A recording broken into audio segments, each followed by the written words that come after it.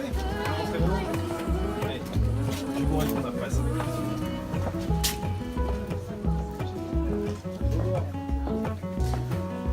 Alors, vous voyez, ça a ouvert hier. Là, c'est exceptionnel. Ça va? Ça va? Bonjour Français, vous allez bien? Ça va et vous? J'ai vu ce que j'ai écrit hier, ça allait ou pas? Oui, oui, oui. Ça va, j'ai pas... Non, non, Ah, j'ai pas regardé. Si, moi j'ai vu. Ça va, j'ai pas fait mal. Alors, est-ce que on est en train, on fait une visite avec le panel des consommateurs et j'aurais bien aimé que vous puissiez leur expliquer qu'est-ce que cette nouvelle ouverture à Meaux et en quoi vous êtes si important, si attendu et la qualité du commerce qu'on n'avait pas à Meaux.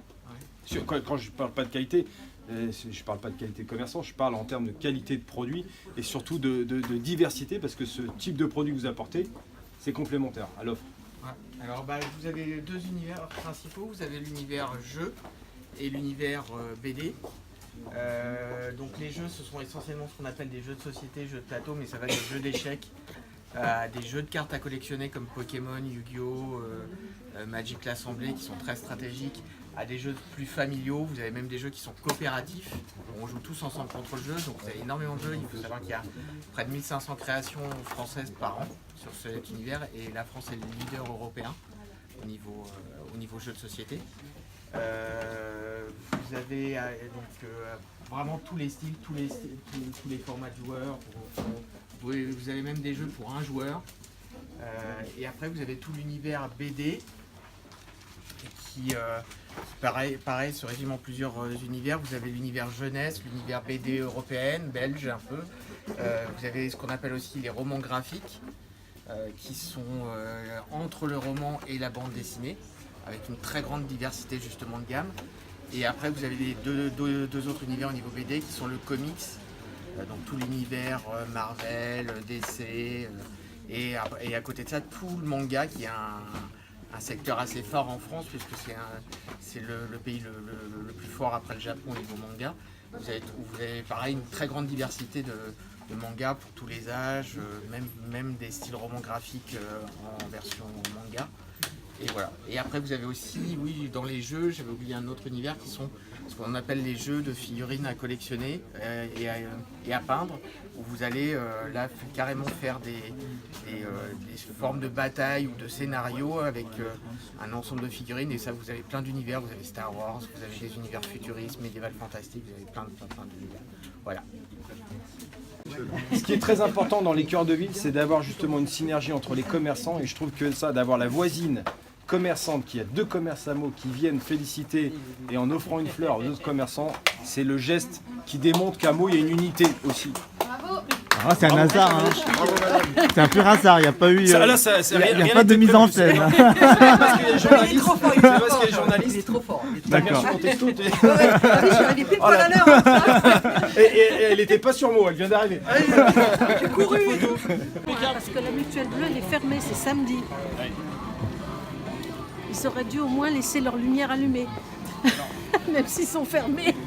Alors le panel des consommateurs, on l'a mis en place il y a un peu plus de 2 ans. L'idée c'était d'avoir effectivement bien des consommateurs qui puissent s'exprimer sur leur vision du commerce meldois. Je pense que pour tout commerçant, le miroir est forcément le client. Et le client eh bien, peut réagir et nous dire ce qu'il pense de l'offre et puis aussi de la dynamique qui est mise en place et aussi nous en tant que municipalité, des animations que nous proposons et ça permet de faire l'interface avec les commerçants.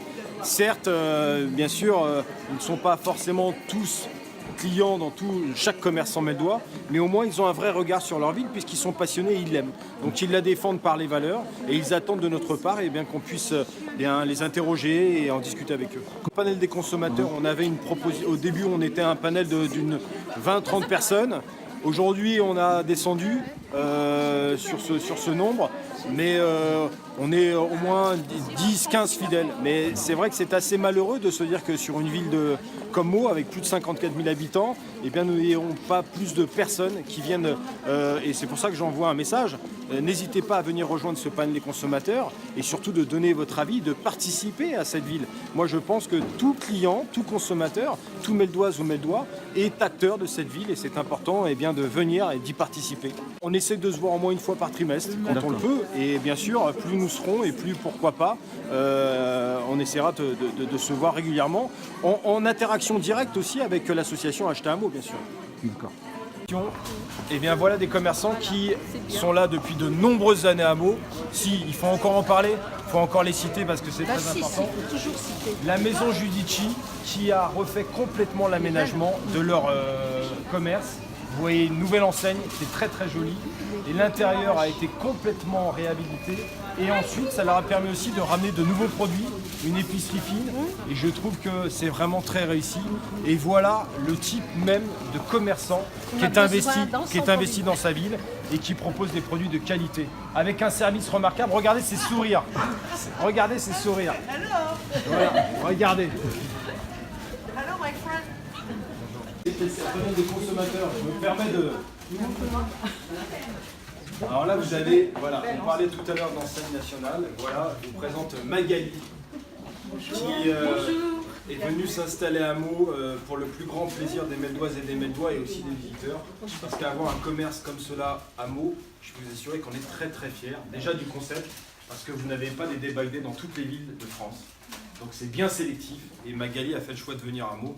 Et je pense que bienvenue à Meaux. Pour la clientèle, on est heureux d'avoir ce concept à Meaux. Alors ça va demander à certains consommateurs de s'adapter à de nouveaux modes de consommation, mais je pense que ça a le mérite de le faire, parce que quand on voit ce qu'elle nous propose comme gamme de produits, vraiment, merci Magali d'avoir choisi la ville de Meaux.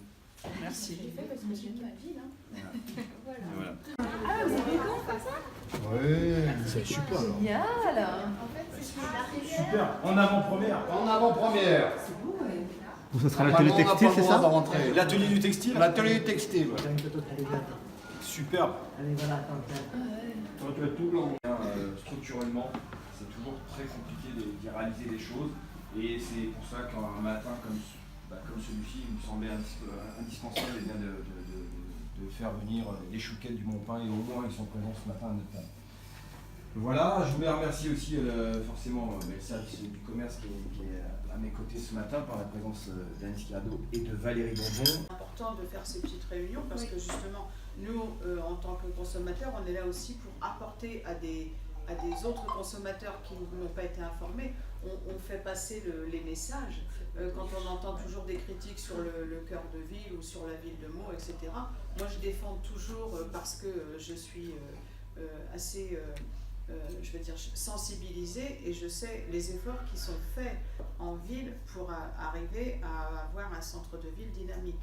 Mais dans l'ensemble, pour en revenir à notre sujet, je dirais que ce que j'ai rapporté depuis les quelques mois, là, ce que j'apporte comme élément, c'est que les gens, que ce soit des Meldois ou pas des Meldois, sont très satisfaits de ce qui se passe en ville. De l'évolution? De l'évolution. Moi, j'ai entendu quelqu'un qui me disait « j'arrive d'un autre département limitrophe » et il m'a dit « pour rien au monde, j'y retournerai parce que ici je me sens très bien ». Ce monsieur habite près de la cathédrale. Il dit « je suis dans un quartier ». La seule chose qui me gêne, ah bon, il y a quand même quelque chose qui te gêne, c'est que je voudrais bien m'acheter un vélo pour aller travailler, mais ce vélo, je vais le poser où? Parce que quand je reviens, je n'ai pas non plus d'endroit pour ranger mon vélo. Donc le système Vélib à Meaux n'existe pas. Et j'en ai entendu parler beaucoup. Ça a été des remarques qui ont été assez répétées. En fait, moi je voulais justement intervenir, il se trouve que monsieur arrive en fauteuil et c'est le hasard qui fait les choses. Moi j'ai une collègue qui consomme énormément, qui consommait énormément en centre-ville, énormément. Il se trouve qu'elle est de plus en plus handicapée parce qu'elle est atteinte d'une sclérose en plaques. Aujourd'hui, elle ne peut plus consommer en centre-ville parce qu'il y a très peu de places handicapées. Et les quelques places handicapées qu'il y a vraiment en cœur de ville sont toujours occupées par les mêmes voitures, me dit-elle. Et c'est vrai que c'est vraiment une collègue avec qui on avait l'habitude de faire régulièrement les magasins ensemble au sein du centre-ville. Maintenant qu'elle a vraiment de grosses difficultés à marcher, elle veut s'approcher le plus possible avec sa voiture, elle ne peut plus. Dis-moi, je ne vais plus dans le centre-ville à cause de ça. Donc ça veut dire que les places PMR sont occupées, donc j'imagine bien que c'est aussi voilà. avec Elle m'a cité les places handicapées qu'il y avait dans le centre-ville, et c'est vrai que moi je m'en aperçois parce que quand on décide par exemple de faire une soirée, on va parfois au Petit Bouchon, pour pouvoir l'amener le plus proche possible, et c'est pas depuis la piétonisation, hein, ça n'a rien à voir, mais j'ai vraiment du mal à trouver un endroit pour pouvoir me garer suffisamment proche des commerces pour elle. En fait, on peut compter, si je peux apporter de l'eau au moulin, là, on peut compter le nombre de places pour les personnes handicapées pour se stationner en ville. Elles ne sont pas... Non. Elles sont pas énormes. Voilà. Alors- et elles sont toujours occupées apparemment par Alors, des voitures. vas-y, merci. Mais peut-être des personnes qui ont effectivement un handicap et qui résident. Mais bien sûr, Alors, les résidents, mais c'est... d'où la problématique, c'est-à-dire qu'on parlait tout à l'heure d'arrêt minute, limité à 20 minutes. Et c'est vrai que sur une place PMR, imaginez bien qu'effectivement on ne va pas donner un temps de 20 minutes ou un turnover. Le problème, c'est qu'effectivement les places à 20 minutes en cœur de ville, elles sont limitées en PMR. Par contre, une ville a une obligation en termes de nombre par rapport aux différents quartiers. Maintenant, ça a peut-être le mérite qu'on voit ça avec la police municipale pour estampiller les plaques d'immatriculation qui peut-être restent trop longtemps. Maintenant, à réguler, c'est très compliqué, mais soit il n'y en a pas assez, il faut revoir par quartier le nombre. Je pense que parce que vous savez que nous, on a une délégation de service à Meaux, et le nouveau délégataire de service doit être choisi en fin 2019. Donc on est en train de réécrire le prochain scénario de la délégation de service, et notamment sur tout le cœur de ville. Donc ça mérite surtout d'avoir un plan d'action à l'égard des places PMR.